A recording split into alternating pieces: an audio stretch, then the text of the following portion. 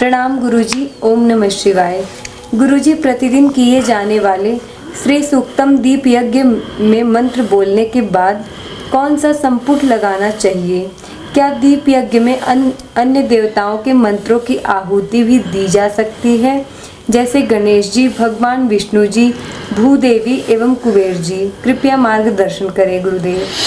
असल में अगर किन्हीं विशेष परिस्थितियों में कोई सुविधा निर्मित कर दी जाए तो व्यवस्था का अंग बन जाती है। वो व्यवस्था का अंग बन जाती है। मतलब फिर जैसे मैं वो बुद्ध की कहानी बताता हूँ। बुद्ध की इसे ऐसे समझोगे आप। बुद्ध की देशना थी कि जो थाली में गिर गया, थाली क्या थी? मिट्टी का सकोरा था, मिट्टी का एक छोटा सा टूटा हुआ पात्र था। कपड़े क्या थे? चीवर था, और खुद का चीवर तो एक लाश पे से उतार करके पहन लिया था। तो और उस समय आश्रम चलाना बड़ा आसान था। 10,000 शिष्य रहते थे। भिक्षामदेही, सबको दरवाजे में भेज दिया, खाना खा के आ गए। ना बाथरूम बनाने की ज़रूरत है, ना किचन लगाने की ज़रूरत है, ना राशन लाने की जरूरत, किसी चीज़ की ज़रूरत ही नहीं है।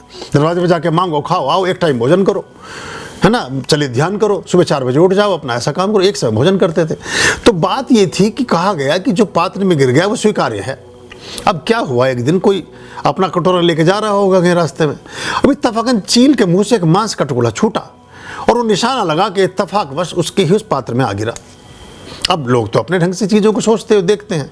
अब उन्होंने सोचा कि आज बुध फंसे, और जाके जब शाम को संगत हुई, जब शाम के टाइम सब लोग बैठे तो उनका पहला प्रश्न उसका यही था कि महाराज, आप कहते हैं कि जो पात्र में गिर गया उसे ग्रहण करना चाहिए, किसी के घर पर जाके चॉइस नहीं कर सकते हो आप, कि अपनी मर्जी का खाना नहीं मांग सकते हो, जो डाल दिया उसे खा लो। तो ये डला है, खा लूँ क्या? वो कहते खा लो। क्योंकि कहा इसलिए गया, इतने बड़े समुद्र, उन्हें पता था कि चील रोज टुकड़ा नहीं डालेगी, रोजाना ये घटना घटने वाली नहीं है। लेकिन अगर चॉइस मैंने बता दी तो अपनी पसंद का खाना मांगना शुरू कर देंगे लोग दरवाजों पर जा करके। उससे एक अजीब उत्पात मचेगा और भिक्षा की जो श्रेष्ठता है, जो अहंकार शून्यता का एक अभ्यास है, वो खत्म होता चला जाएगा, पूरा प्रकल्प खत्म हो जाएगा। लेकिन लोगों ने क्या किया कि अब अगर जहाँ भी परंपराएं चलती हैं, लोगों ने फिर अपनी चॉइस से मांगना शुरू किया कि खाया तो ये भी जा सकता, तो यही दे दीजिए। तो ऐसा, तो हम अगर कोई व्यवस्था, कोई बात हमने किसी ऐसी परिस्थिति में बताई कि एक आदमी पूर्ण रूपेण सारी क्रियाएं नहीं कर सकता है, तो वो दीप यज्ञ कर ले। वो 2 मिनट के लिए उठा, बीमार था, किसी ट्रीटमेंट में चल रहा है, या कुछ समय का अभाव है, या बिल्कुल कोई परेशानी है, तो उसने एक छोटा दीप यज्ञ कर लिया। लेकिन अब आप सारे ही दीप यज्ञ सभी विधाओं के करेंगे तो वो कोई फिर बात नहीं बनेगी। ये फिर जबरदस्ती टुकड़ा डालने वाली बात है। जो बाकी चीज़ें हैं, यज्ञ को यज्ञ की तरह करो। बाकी यज्ञ की आहुति उसमें कैसे करोगे, क्या करोगे, वो तो कभी, और मुख्य जो पूजा जैसे होती है उसे वैसा करने के प्रयास करिए। कोई कुछ भी नहीं कर रहा है तब वो चीज़ की जा सकती है।